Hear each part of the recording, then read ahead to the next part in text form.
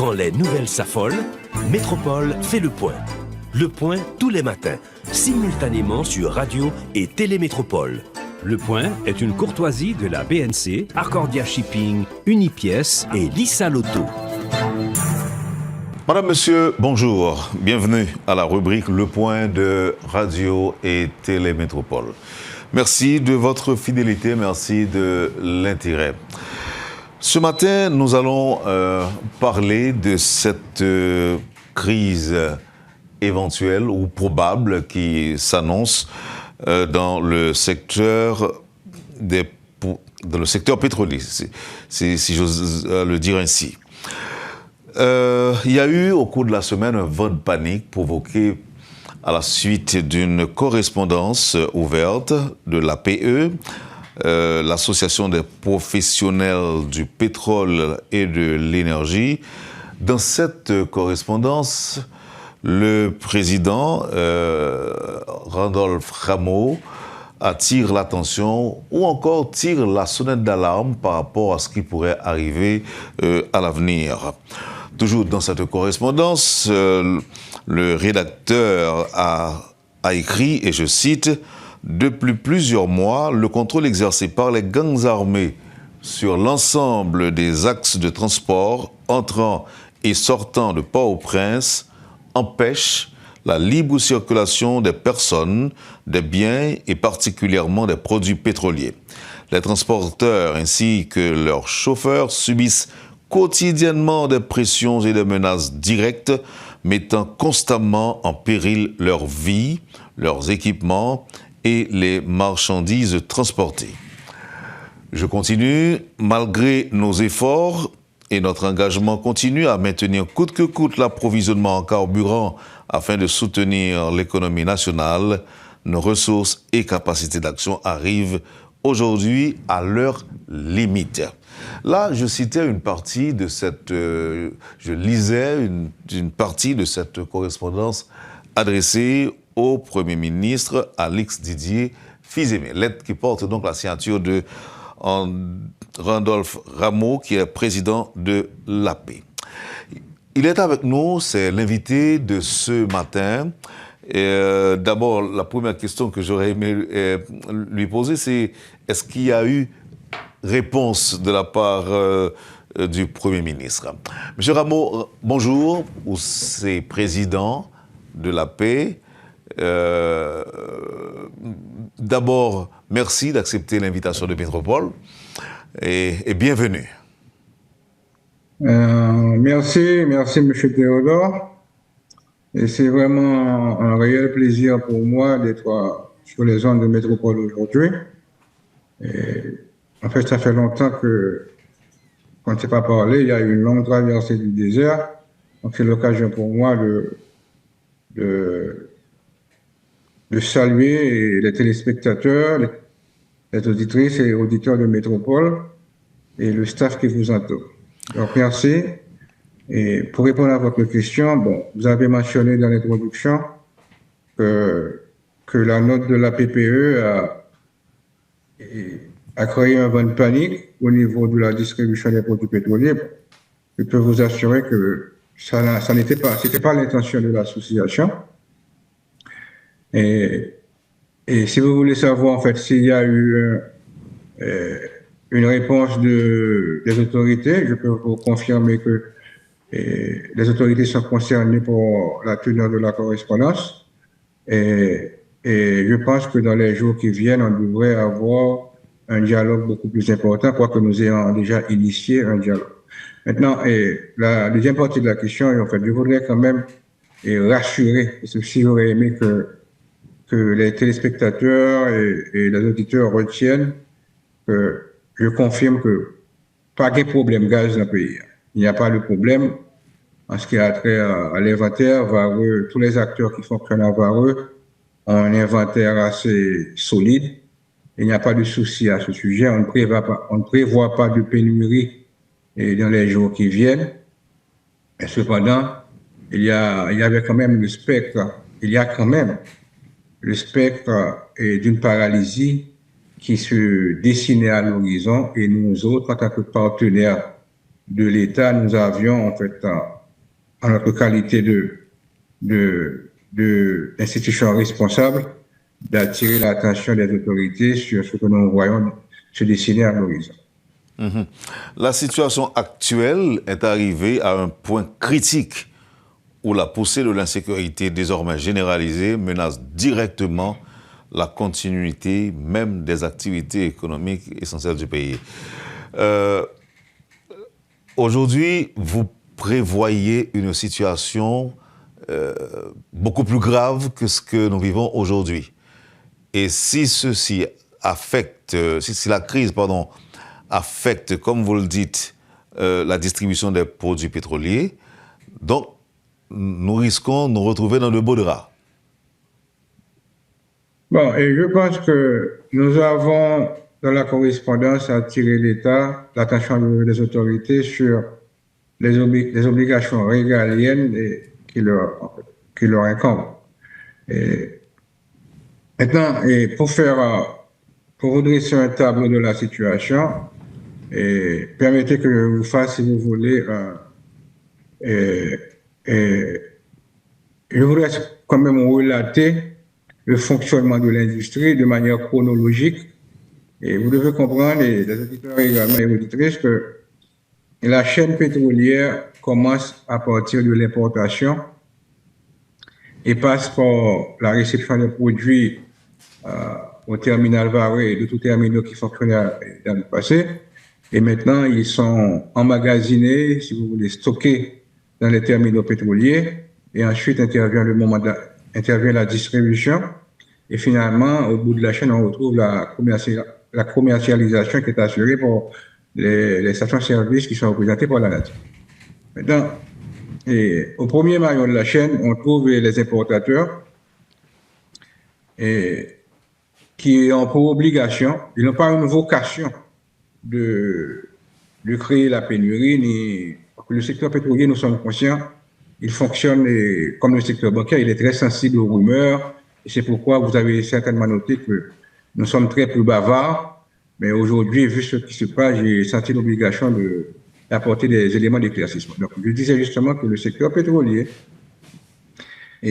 commence par le maillon qui est l'importation, et au moment où nous parlons, l'importation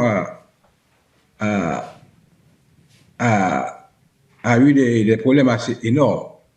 Et le même scénario que vous avez observé récemment à l'aéroport où des avions se sont fait tirer dessus, et nous avons une réaction en fait des FAA, et nous en subissons jusqu'à nos jours les conséquences, avions pas rentré Port-au-Prince, etc. Tout le monde s'est obligé à aller. Donc, justement parce qu'il y a eu 2 ou 3 avions qui se sont fait tirer dessus, ça a soulevé un tollé, il y a eu des positions internationales. Donc, ce même scénario est valable également pour le secteur maritime.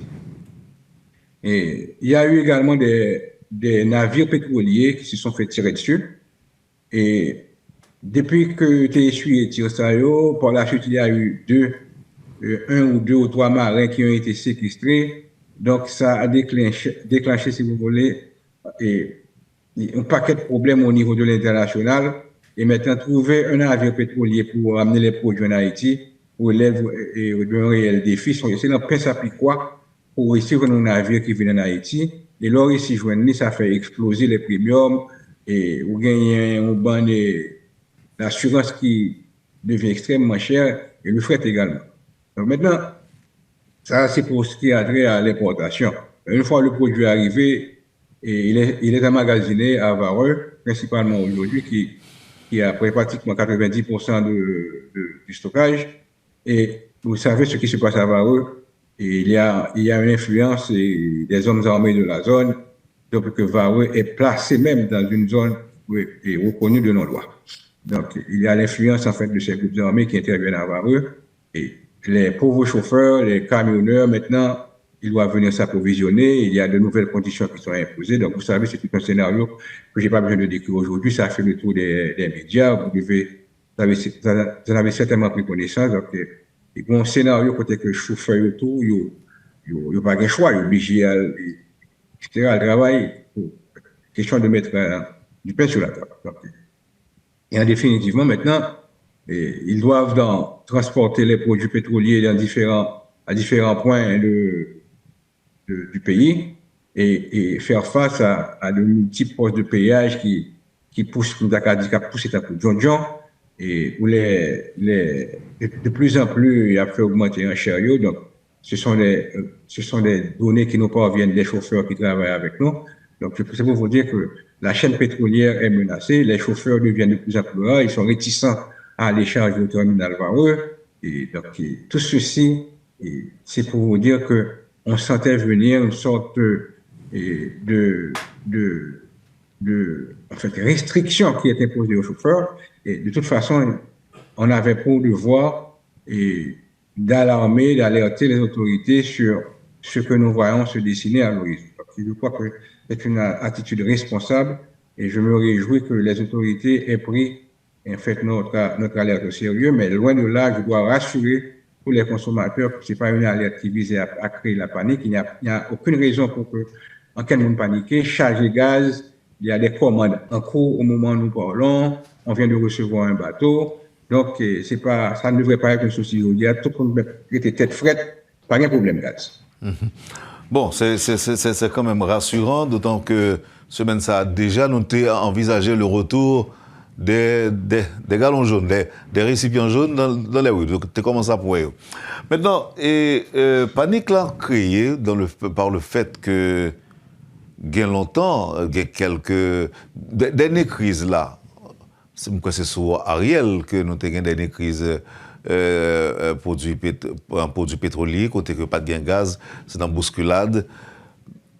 Mais depuis le Sahara, pas jamais gagné, surtout depuis Ariel te fait monter gaz là, nous de part et d'autre pas gain plein gaz fini normalement. Et les notes ça apparaît, Mounio a posé cette question à savoir qu'est-ce qui va se passer, est-ce que c'est pas continuer monde qui est impliqué dans le secteur voulait que augmenter gaz là encore au dépend des consommateurs et c'est une raison qui fait que me souhaiter que ou parler avec nous avec Mounio je dis pour qu'on connaisse ça problème là exactement à partir de l'explication que au banon là nous avons l'impression que ouais une crise cap venir crise ça cap venir c'est parce que il y a trop d'exigences trop de restrictions qui caractérisent le fonctionnement secteur.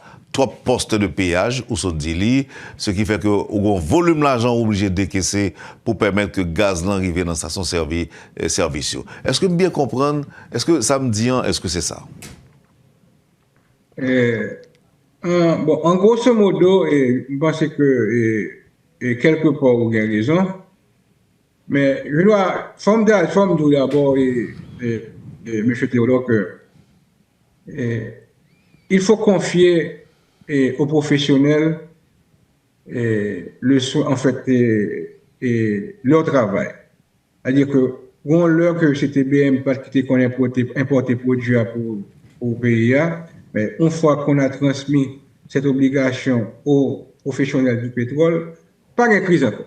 C'est la preuve que nous continuons à faire. Nous avons des connexions avec les traders, c'est notre métier. Donc, une fois qu'on confie le produit à des gens qui sont responsables, il y a un flux continu et on va remarquer que par exemple, il y a vraiment crise et pétrole carburant dans le pays.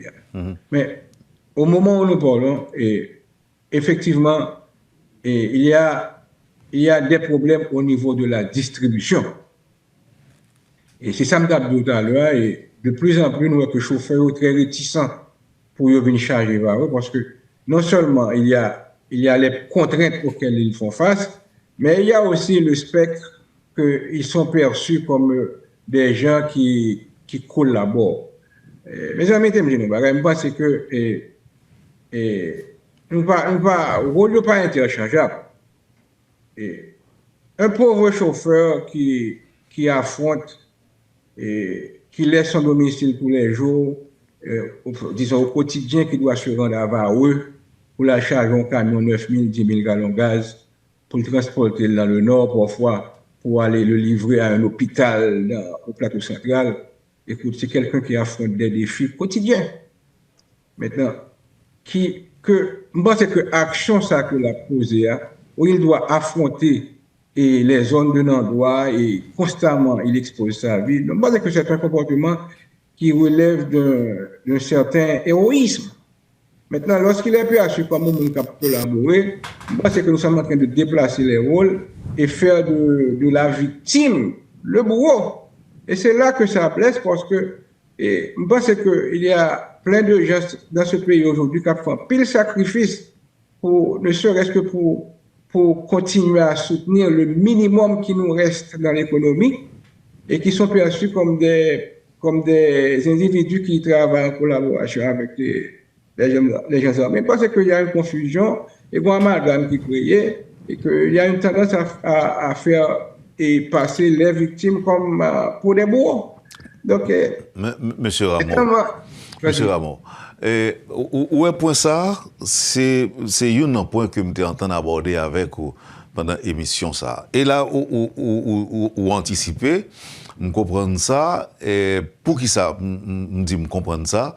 C'est parce que il y a l'autre monde qui dans l'autre secteur, transport par exemple, qui parlait avec moi, qui dit que quelqu'un côté pour aller obligé de payer gang. Obligé de payer gang, ce qui fait que obligé d'augmenter prix passagers. Son bagage qui commence, qui a plein venu après les États-Unis qui qualifiait organisation criminelle nous de organisation terroriste étrangère. Donc, il y a pile de monde qui pensait que, comme dans notre là, il ciblé des gens qui a bay gang l'argent, et qui est capable de même trouver l'argent gelé par les États-Unis, gon réaction dans ce sens ça tout beaucoup de l'autre secteur, et les notes APE à venir, il y a que M. APE, qui peut-être un bon petit temps, il a accepté de payer gang pour camions capable de circuler. Jodi an, ils ont réalisé que si on continue à payer l'argent malgré eux, puisque l'État pas en mesure pour l'assumer responsabilité, ils risquent, ils sous route faire frais payer pour casser dans le sens que c'est vivre besoin vivre, c'est fonctionner besoin fonctionner. Si on va gang cob, il pas traverser. Mais je dis, il y a une épée de Damoclès qui pendait sous tête. Est-ce que c'est ça ou pas? Est-ce que c'est de ça qu'on va parler, leur évoquer une perception que nous-mêmes tous n'a collaboré avec Negazamio? Est-ce que c'est là où vous voulez arriver? Wendell, je t'appelle Wendell. Oui, aucun problème. Aucun problème. Écoute, il y a une perception, et je ne vais pas dire que nous ne sommes pas concernés. En fait, tous les secteurs qui continuent à fonctionner aujourd'hui dans l'économie de ce pays, de tout concernés par la perception qu'ils sont en train de financer les groupes armés. Écoute, ça, on ne va pas mentir à ça. Mais maintenant, c'est pourquoi je vous disais tantôt que un chauffeur camion a pas affronté là où Jean est là pour ton gaz aller, il y a une perception que M. a collaboré. Mais écoutez, pas un membre de l'association APPEA qui a payé des individus armés, ce n'est pas le cas. Et pas un monde qui a osé entrer dans une logique pareille. Mais il faut quand même avouer que le chauffeur qui travaille avant, les camionneurs, les transporteurs, il y a fort exigeant parce que dans la structure des prix, l'État prévoit 11 gouttes de transport. Le chauffeur a dit, pas pour le balai pour 11 gouttes, pas pour le cap 22 gouttes, il faut bon 65 gouttes. Nous savons à quelle fin il existe ces 50 gouttes. Tous les conteneurs qui sortent du port de Port-au-Prince, qui doivent atteindre Pétionville ou bien les supermarchés, etc., ils sont tous sous la coupe réglée et des hommes armés. Donc nous tous connaissons comment ce pays a fonctionné et ce serait de l'hypocrisie de dire que les gens qui travaillent, qui essaient de continuer à faire rouler l'économie, sont en train de collaborer. Je pense que c'est quelque part une mauvaise interprétation. Sinon, nous tous, que ce soit ou même que ce soit nous-mêmes, on se fait complice des groupes armés, puisque lorsque vous allez au supermarché, vous acceptez de payer le prix qui a quintuple au supermarché. Indirectement, ça résulte des taxes qui sont imposées sur les routes. Lorsque le consommateur arrive à une station ici, il doit payer l'essence au prix de 750 gouttes en dehors de la structure des prix. C'est la résultante exactement des coûts qu'il a endurés pour que le produit atteigne la destination finale. Donc, quelque part, tout le monde a accepté, que ce soit acheter gaz, que ce soit pour acheter prix, que ce soit les taxes qui sont payées. Vous savez dans quelles conditions fonctionnent les secteurs, etc. Vous faites complice. Donc, c'est pas sérieux. Je pense que quelque part, il faut qu'il y ait une démarcation entre la victime et le bourreau. Nous sommes peut-être plutôt la victime d'un système qu'on n'arrive pas à contrôler jusqu'à présent. Et question ça, même quoi que les résonner dans les oreilles ambassade américaine, côté que il y a des journalistes, dont un journaliste de Métropole, qui a posé question ça, nous avons rencontré avec la presse pour dire est-ce que vous considérez monde qui a payé payer gang pour traverser route comme des collaborateurs? Je crois que si l'ambassadeur a dit que nous ne pas arrivé là. Est-ce que vous bien comprendre ça veut dire? Absolument. Donc, je pense que je n'ai pas entendu. C'était au début de la semaine. En fait, c'est de toutes les mentions là maintenant. Monsieur Ramon, il semblait que nous j'avais eu l'impression qu'il y avait un amalgame qui était fait. Oui, ça va? Oui, ça va. On essaie de continuer.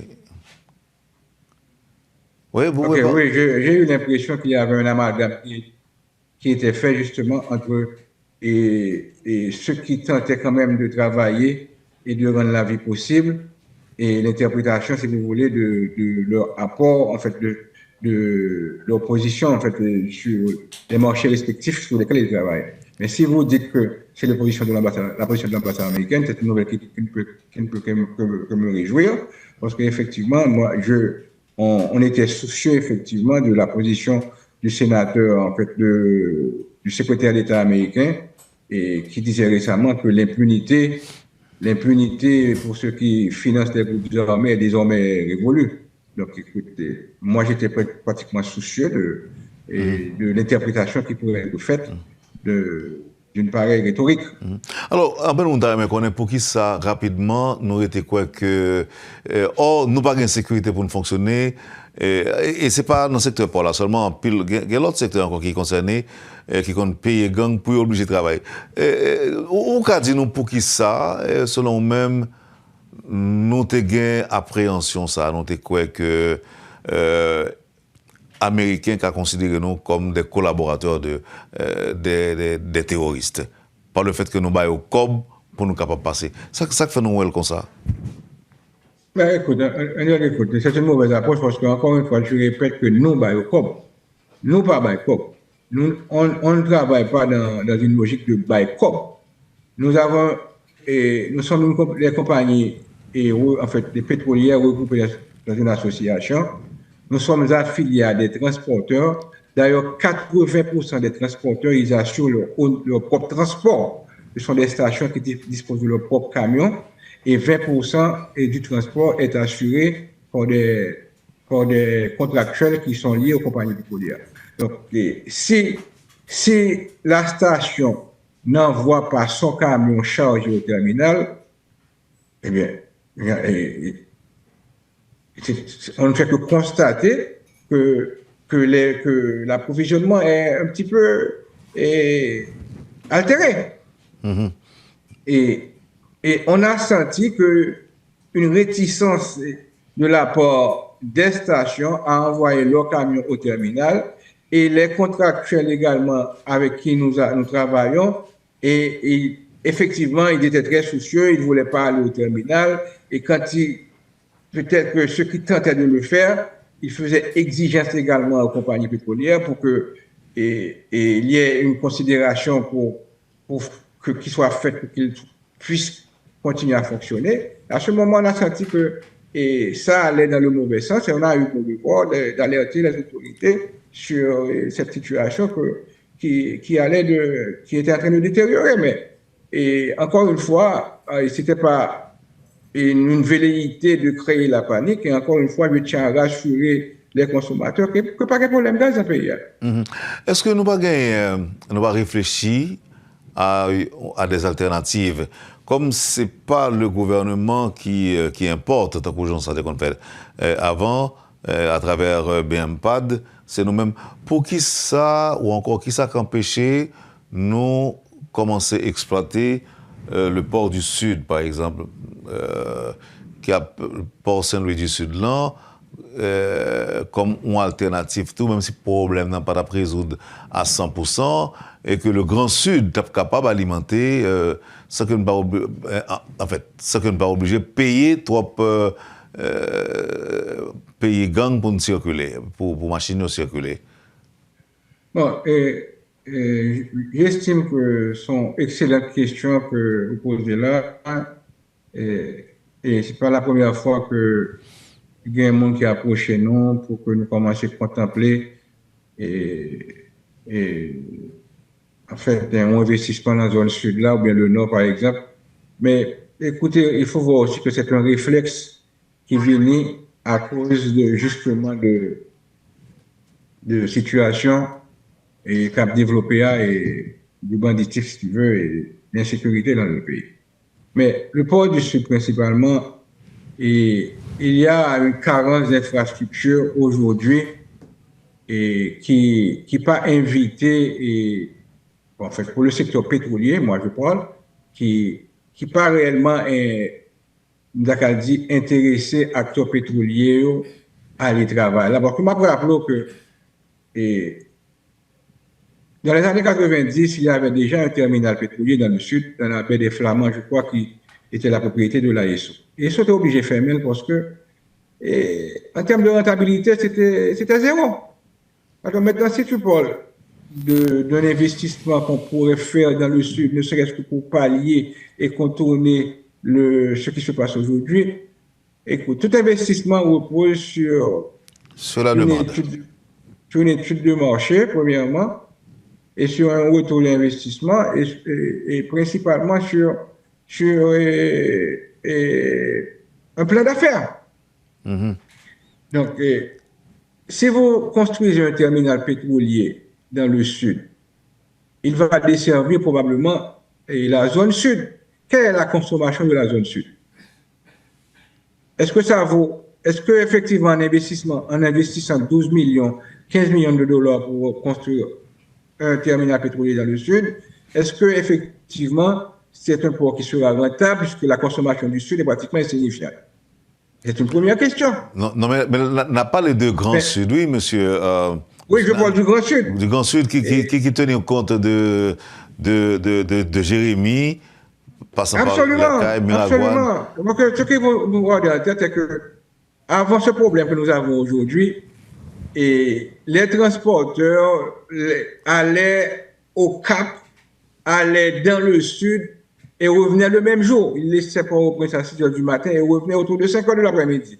Maintenant, l'état de délabrement des routes aujourd'hui et la réalité à laquelle nous sommes confrontés aujourd'hui nous pousse à des réflexes tout à fait inopportuns. Mais est-ce que maintenant, moi je me rappelle très bien que lorsque je travaillais pour la Texaco dans les années 90, il y a des camions qui se rendaient dans le sud, dans le nord, et qui revenaient dans l'après-midi. Donc aujourd'hui, ce n'est pas possible et ça nous pousse à avoir des réflexes tout à fait déplacés. Mais en fait, si ne serait-ce que pour améliorer la distribution et des produits alimentaires, etc., je pense qu'on a intérêt à développer plusieurs ports dans le pays. Mais le secteur pétrolier, pour qu'il y ait un investissement majeur qui soit fait, il va tenir nécessairement compte d'un retour sur investissement et de plans d'affaires qui puissent justifier un investissement pareil. Même considération tout, même par rapport au Grand Nord. Par exemple, si nous avons court-circuité M. Bandio, qui a obtenu gaz sur route là, et puis gaz entré directement en Cap-Haïtien pour desservir le reste du pays, et puis même bagarre en fait au niveau du Grand Sud. En tout cas, des auditeurs disent que c'est une possibilité.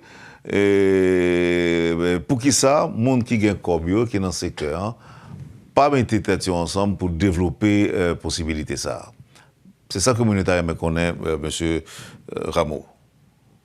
Mais écoutez, au moment où nous parlons, je sais qu'il y a des gens qui ont intérêt à ce que une meilleure distribution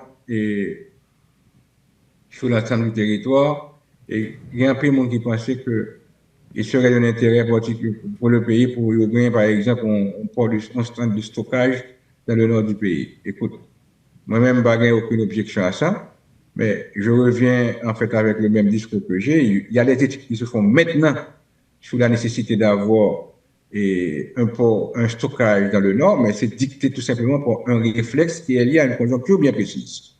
Maintenant, est-ce que qu'on y a construit par exemple 100 000 barils de stockage au Cap, camion Cap sont au Cap là, il peut peut-être livrer seulement au Cap, probablement la privée Gonaïve, mais écoute, je doute fort que le poil servi, il peut arriver juste Gonaïve.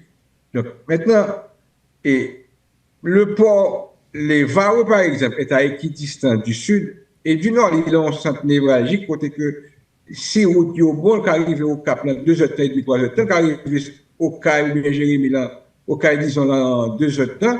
Donc, il n'y a pas un problème. Dans tous les pays de la zone, les trailers, les conteneurs qui transportent le pétrole, ils circulent sur des distances de 200-250 km. Donc, ce n'est pas normal qu'un camion qui était Vareux et que la locap arrive dans 2 heures et demie, mais que la locap arrive dans 3 heures de temps.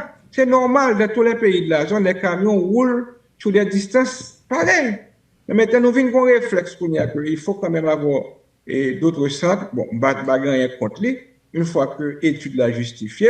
Mais je vous dis encore une fois que c'est un réflexe qui est lié à une conjoncture bien précise. De tous les cas, selon auditeur, c'est le consommateur qui paye. Si le profit diminuait en raison des taxes imposées sur les routes, au niveau des points de passage, les importateurs auraient arrêté de financer, de payer les gangs. Ils auraient ainsi forcé les autorités à sévir contre les groupes armés. Une réflexion de auditeur que je partage avant là. Oui, c'est ce que je te dis. Bon, j'ai dit justement en début d'émission que nous avons voulu, dans notre correspondance, attirer les autorités sur leurs obligations régaliennes, c'est-à-dire que la sécurité sur l'ensemble du territoire relève des autorités compétentes. On avait senti que ça allait border, et donc nous faisons le devoir d'attirer attention à tout ça. Donc l'auditeur, quelque part, a raison. Si tous ces postes de péage n'étaient pas installés sur les axes routiers, peut-être que le produit qui allait dans le nord n'aurait pas subi autant d'altérations au point de vue structure financière qui viennent pousser que station-service n'a pas qu'à respecter les structures que l'État met en place là. Donc effectivement, il a complètement raison. Et moi-même, et comme je le sens venir, que l'autorité apprend courage à demain et assumer, si tu veux, l'obligation qui incombe de restaurer la sécurité sur l'ensemble des axes routiers qui conduisent à différents points du pays. Merci, M. Rameau. Je rappelle que vous êtes président de l'Association des professionnels du pétrole et de l'énergie. On va observer la pause et l'on reviendra après pour la suite de l'émission. Poursuivez, Madame, Monsieur, la rubrique Le Point de Métropole. Le président de la PAY, M. Randolph Rameau, est l'invité de ce vendredi. À tout à l'heure, après la pause. Le Point est une courtoisie de la BNC, Arcordia Shipping, Unipièce et Lissa Lotto. Bienvenue à la deuxième partie de la rubrique Le Point de ce matin. L'invité de la rubrique, M. Randolph Rameau, qui est président de l'Association des professionnels du pétrole et de l'énergie. Monsieur Rameau, il y a un monde qui dit d'abord, pour qui ça, c'est Jodia. Nous écrit lettre là. Il y a un monde qui dit tout que vrai monde qui doit supposé tirer sonnette d'alarme, ce n'est pas les importateurs, mais c'est plutôt les transporteurs. Parce qu'on t'a dit que transporteur yo autonome. Yo autonome, c'est eux même qui payent, c'est pas importateur qui paye. Oui, donc, quelle est la question? Pour qui ça, c'est Jodia que l'être la sortie. Et deuxièmement, pour qui ça, c'est nous qui prenons devant pour plaindre, c'est pas transporteur, alors que yo même ou se dit là que yo autonome. Très bien. Bon, écoute, c'est une question que j'apprécie. Et laissez-moi dire que nous avons une responsabilité envers la société. Nous avons une vocation d'importer les produits pétroliers et de le distribuer sur l'ensemble du territoire. Ça, il faut nous clair là-dessus. Maintenant, le second maillon de la chaîne, c'est justement les transporteurs qui sont liés à la logistique qui doit en fait être mise en place pour assurer que le produit arrive à destination. Donc, les transporteurs, effectivement, ils ont alerté les différents acteurs pétroliers pour leur dire que la situation devient intenable. Et ils l'ont dit dans tous les médias, ils ont partagé sur tous les réseaux sociaux les nouvelles exigences auxquelles auxquelles ils sont exposés. Mais de manière indirecte, lorsque ces exigences sont faites aux transporteurs, ils arrivent sur nous tout parce que le transporteur-là vient dire moi-même, il va pas le cap, il dit tout à l'heure, il va pas le cap pour 20 gouttes, il va pas le cap pour 15 gouttes. Donc, quelque part, nous sommes concernés parce que nous avons une obligation nous-mêmes et la vocation d'importer les produits et de les commercialiser. Si nous ne pouvons pas arriver à commercialiser en raison d'une rupture dans le maillon, il faut anticiper pour nous dire, mais ça que nous devons le faire. Mais demande là auprès du pouvoir en place, c'est qui ça? Bail sécurité pour circulation qu'a faite? Est-ce que c'est ça? Non, essentiellement c'est ça, c'est toujours la teneur de la correspondance qui ça dit. Nous demander aux autorités pour que ils fassent tout ça au capable pour qu'ils améliorent les conditions de distribution sur l'ensemble du territoire. Parce que nous ne sommes pas obligés de retrouver devant une situation de fait, côté que l'industrie a commencé à cocober, à paralyser, à tomber de propre poil. Donc je pense que c'est un moyen de sensibiliser les responsables pour qu'ils assurent, si tu veux, responsabilité régalienne. Ça veut dire tout, si il y a sécurité sur toute route, pas gagner poste de péage encore, que moi qui coûtait des sommes faramineuses, d'après données m'entendez 20 000 gouttes pour tel bagage, 50 000 gouttes parfois, au total quelques 600 000 gouttes qu'on a joint des gangs. Si il y a sécurité sur route, donc souci que nous gagnons aujourd'hui, nous pas gagner. Ouais, écoute, nous sommes à la recherche uniquement d'une certaine sécurisation dans la distribution des produits pétroliers. Bon, au fait que cette machine là, Wendell, moi-même, ça va dire là, il arrive dans les oreilles, moi-même, j'ai. Moi, je connais qu'il y a des gens qui viennent dans la compagnie qui disent que peut-être qu'on a payé 15 000 gouttes, 20 000 gouttes, 25 000 gouttes, qu'on a payé 50 000 gouttes pour qu'un camion quitte Varou. Mais écoutez, soyons logiques. Si un camion a quitté Varou pour payer 50 000 gouttes, si il y a 100 camions qui quittent Varou, combien il fait? Maintenant, si un camion paye 50 000 gouttes pour quitter Varou, pour aller dans le nord, et puis il fait face à 5-6 postes de péage, côté l'accumule on l'autre 40 000 gouttes encore. Donc le produit est arrivé à destination. Distributeur, il n'est pas en mesure de revendre les prix que l'État suggéré. Donc, est-ce que, même pas qu'on est-ce que, et si on se demande sincèrement, moi, je regrette que ça a suscité un tollé au niveau des médias, etc. Mais le seul souci qu'on avait, c'était de sensibiliser les autorités pour que mon bagage qui fait parce que il peut aller, la détériorer, il était sorti dans 10 gouttes, passé dans 15 gouttes, il vient dans 25 gouttes, il vient dans 50 gouttes, et puis maintenant, transporteur au pas, il continue à aller encore dans ville de progression. Il cherche un bon artifice pour faire secteur marché, il transporte des produits par barge. Barge là vient sujet à des rançonnements également. Donc, toute route qu'on fait, et vous êtes pratiquement encerclé. Donc, que ce soit que mon cas transporté par barge, qui sont une alternative pour contourner certains postes de péage, mais même là, mais à tout, on ne peut pas contrôler encore parce que, écoutez, il y a tout partout. Il faut quand même que mon bagage qui dit au niveau de l'État pour rendre la distribution beaucoup plus potable. Sinon, écoute, la tombe de propre poil.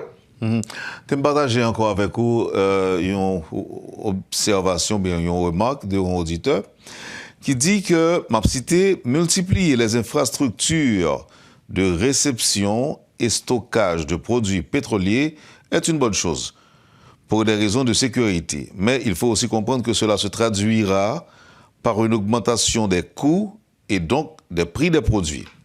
C'est pour éviter cette consommation, cette augmentation, que les compagnies pétrolières n'avaient pas investi dans ce sens jusqu'à aujourd'hui. Néanmoins, compte tenu des difficultés sécuritaires actuelles, peut-être que le moment est propice, monsieur Ramon. C'est un auditeur. Bon, écoute, c'est un auditeur qui a quelques raisons, mais encore une fois, c'est un réflexe qui est lié à une conjoncture bien précise, qui est ça qu'on a vu aujourd'hui. Effectivement, si on avait des infrastructures pétrolières, que ce soit dans le nord, dans le sud du pays, je pensais qu'on aurait pu pallier à ces exigences qui sont faites. Et effectivement, mais en ce qui a trait au prix, je ne sais pas qu'il a changé trop de bagages dans le prix, non? Mais effectivement, il a raison parce que s'il y avait des infrastructures qui étaient un petit peu éparpillées sur l'ensemble du territoire, ça aurait donné lieu effectivement à une meilleure distribution. Mais encore une fois, je retourne sur ce que j'avais dit. Tout ça, c'est lié à une étude et un plan d'affaires qui montrait que son investissement est viable. Parce que par exemple, qu'un investisseur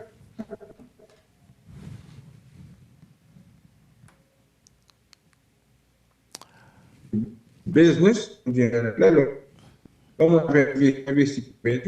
investit pour assurer que 11 millions, 15 millions pour investir, pour apprendre sur 2 ans, 3 ans, mais si tu l'as prouvé que c'est sur 14 ans avant il n'y a pas aucun intérêt pour investisseur. Donc, encore une fois, c'est une très belle idée, mais qui prend sa naissance à partir d'un réflexe et qu'il y a une conjoncture bien précise. Et donc, je pense que, et pas contre idéal en soi, mais je pense qu'il faut faire un objet d'une étude approfondie pour voir dans quelle mesure et qu'effectivement ça peut rendre service et que nous quand même baisser le prix à tout, tu es bien content. Bon, l'autre auditeur qui dit que pour qui ça, bon, c'est vrai que demande qui gagne aujourd'hui, par contre, ça il y a 25, 30, 50 ans, pour qui ça n'ont pas initié aujourd'hui étude ça. Et Wendell, mon cher, je suis bien content que l'émission que nous avons fait ait un intérêt particulier pour l'auditorio. Effectivement, une belle question qui va tomber là et que je peux confirmer pour toi qu'il y a beaucoup de réflexions qui sont faites sur le sujet. Il y a des gens qui pensent que même une raffinerie dans le Nord pourrait rendre service et atténuer, altérer le prix des produits sur l'ensemble du territoire. Et une raffinerie accompagnée de centre d'emmagasinage aussi aurait des répercussions tout à fait bénéfiques pour le pays. Mais encore une fois, on revient au même sujet, mais monter une raffinerie accompagnée d'un poste de stockage, les relevés d'une étude, un plan d'affaires qui révélait le potable. Donc, mais je sais au moment où nous parlons qu'il y a plusieurs acteurs qui ont fait études là. Et effectivement, je m'en réjouirais si effectivement que études ont montré que ça vaut la peine pour faire un investissement pareil, parce que même dans l'intérêt pays, tout ce qui peut rendre service aux consommateurs, écoutez, je suis prêt à donner l'accompagnement. Bon, il est vrai que vous faites partie de l'association des professionnels du pétrole et de l'énergie. Il y a des gens qui croient que même gens, à un moment donné, c'est constaté, nous avons constaté, un paquet de stations essence à construire. Pas bon et pas paquet, même dans des endroits qui ne sont pas faits pour ça, gain station, vous nous dit que même gens, tu as un investissement dans ce sens que tu as fait là, je trouve ça bizarre que vous pas capable, pas en mesure pour envisager augmenter sur les capacités de stockage payant. On parle de raffinerie dans le Nord, un auditeur qui rit, on dit ça, mais en tant que produit stratégique, là, je répète les paroles, je content des gens qui connaissent Audi, il y a des gens qui pensaient que pour une situation hier, je dis là, pour ça, M. Negagzamio a fait pour quantité l'argent sans grand effort, seulement il suffit de brandir une arme, il a fait dans le secteur ça, pour qu'il ça, pas des visionnaires, des investisseurs, des hommes d'affaires, qui voient que là, tout gagner une belle opportunité. Et c'est un élément de déconcentration, ça qu'a fait dans le pays en tout, M. Rameau. Bon, écoute, opinion auditeur, là, moi, respecte-les, mais les vraiment pessimistes, c'est-à-dire que ce sont gens qui croient qu'il n'y aura aucun changement dans ce pays. Moi, je ne crois pas. Et je pense que l'Europe fait des investissements, il faut regarder sur le long terme, mais sauf quoi, Dieu comme faire que le pays arrive à un stade que pas bien aucune amélioration, parce que le raisonnement, ça est légitime. Mais moi, je n'y crois pas. Maintenant, ce qui a trait à la prolifération des stations sur l'ensemble du territoire, écoute, c'est pas de la responsabilité de la PPE. Écoute, il y a eu des autorités en place qui ont favorisé en fait l'élargissement la prolifération, pour mieux dire, des stations sur l'ensemble du territoire, mais il y a quand même des ministères qui délivrent les permis d'importation, pas d'importation, des permis de construction de stations. Il y avait des lois, je me rappelle, qui faisaient obligation à quiconque qui aurait un intérêt à construire une station d'avoir un permis. Il y a des permis qu'on a annulés sans aucune étude. Et il y a eu, pendant beaucoup de temps, des périodes de transition qui ont facilité, en fait, une certaine anarchie dans le pays. Donc, c'est pas la PPE qui avait pour devoir de freiner cette tendance, mais je pense que c'était du ressort des autorités, en fait, de contrôler cette anarchie qui s'est développée sur plusieurs gouvernements et surtout les gouvernements de transition. Alors, par contre, peut-être que tu as mal exprimé dans la formulation question.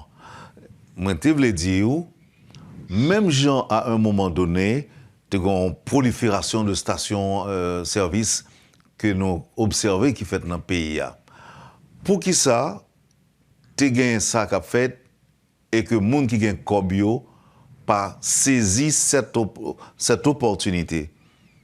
Opportunité pour augmenter la capacité de stockage paysan. Est-ce que c'est de l'État, ça, l'idée de sortir, ou bien des hommes d'affaires pas capables de réunir pour faire ça? Ok. Écoute, laisse-moi te dire encore une fois, Haïti pas souffrir d'un manque de stockage. Mais les comptes posés parfois? Non, Mabdio, mais si tu permets, Mabdio, que Vareux aujourd'hui disposer de 600 000 barils de stockage de produits pétroliers et il y a des cuves qui sont en construction et dans un très proche délai, il appartient à 800 000. OK? Il y a également Thor qui a une capacité de stockage de à peu près presque 200 000 barils et il y a également un centre de stockage amortissant qui est fermé depuis 3 ans qui est capable de stocker 105 000 barils. Donc, nous n'avons pas de problème de stockage.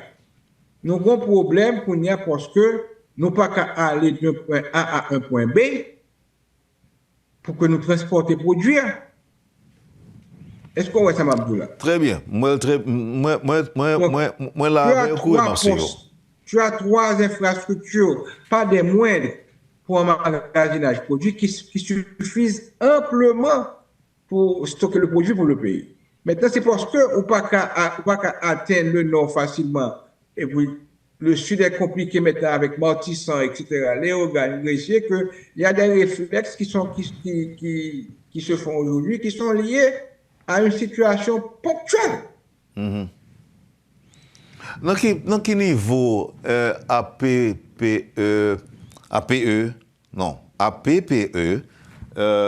concerné par stabilité dans le prix qui pas fluctuer véritablement, quitte les bontés, quitte les descendre à l'étranger?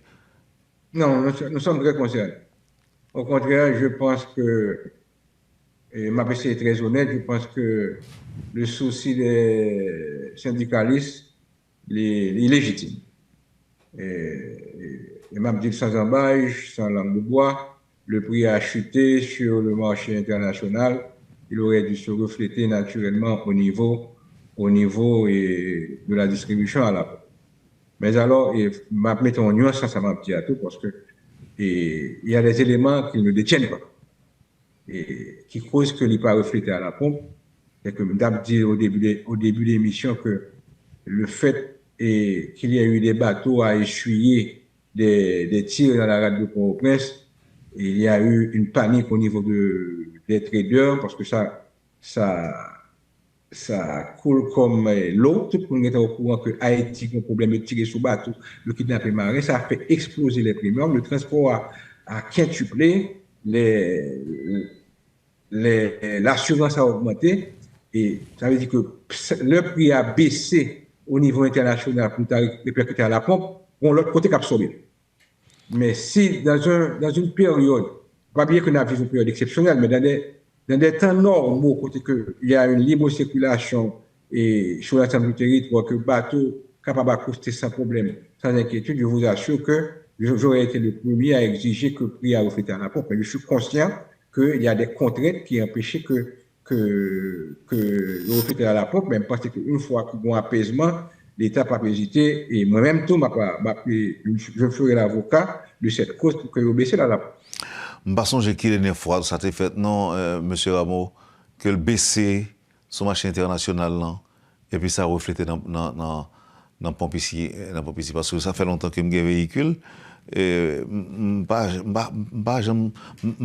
en mémoire qui dernière fois, on a dit gaz là, t'es qu'on l'a retiré, on tiré 2-3 gouttes, on va comme ça. Ouais, on va insignifiant. Insignifiant, oui, donc pour faire nous, ouais, qu'il a retiré.